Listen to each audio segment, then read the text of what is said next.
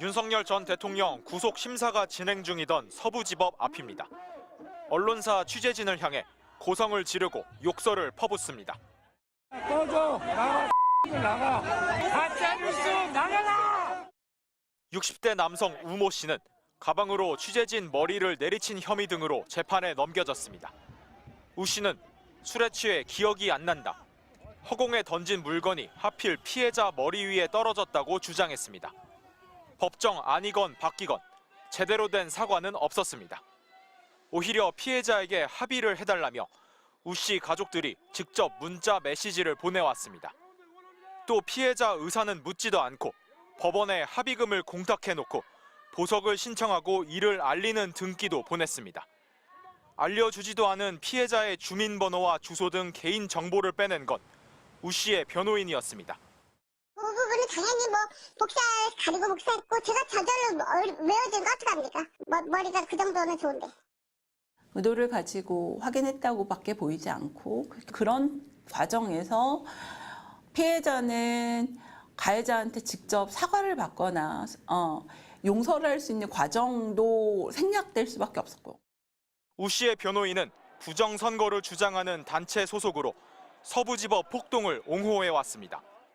서부지방법원 사태에 대해서 좀 다르게 보셔야 돼요. 법률가가 해석을 해보니까는 이게 국민저항권으로 볼 수 있겠다.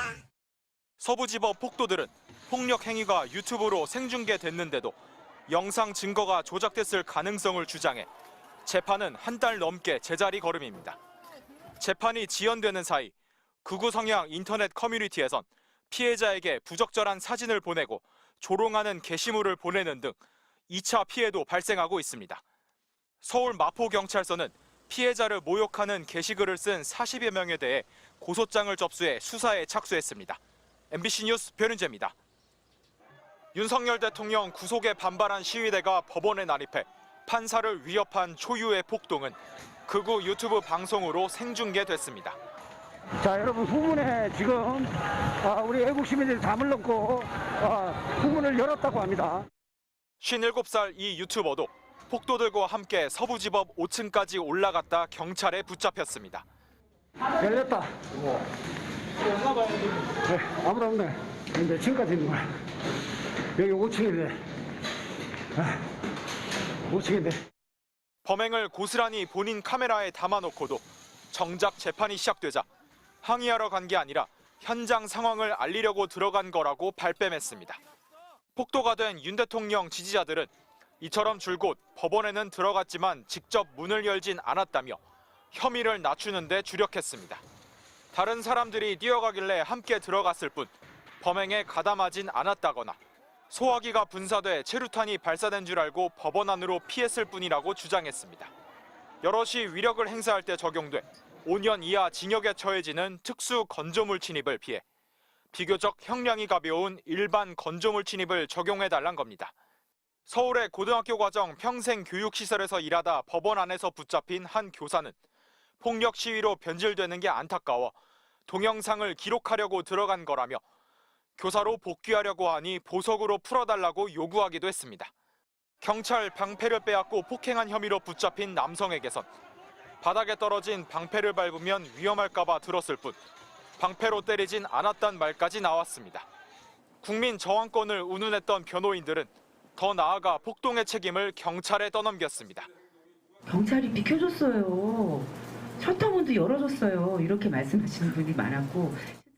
이른바 자유청년을 변호한다며 극우 유튜버들까지 불러 모았지만 정작 MBC 등 특정 언론은 자리도 내주지 않았습니다.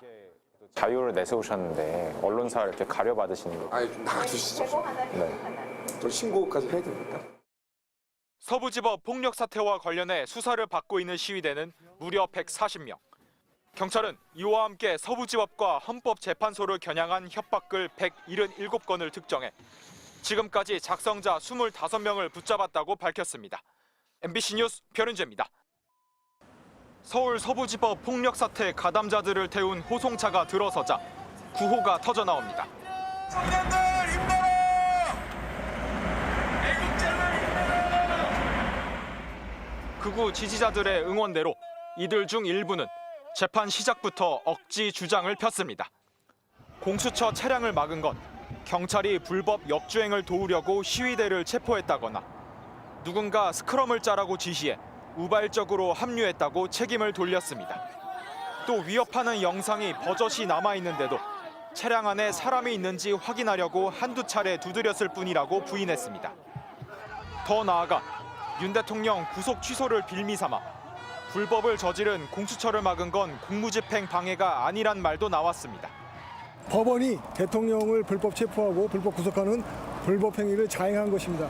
자유청년들의 행위는 불법 행위를 구성하지 않는다고 보고 있습니다.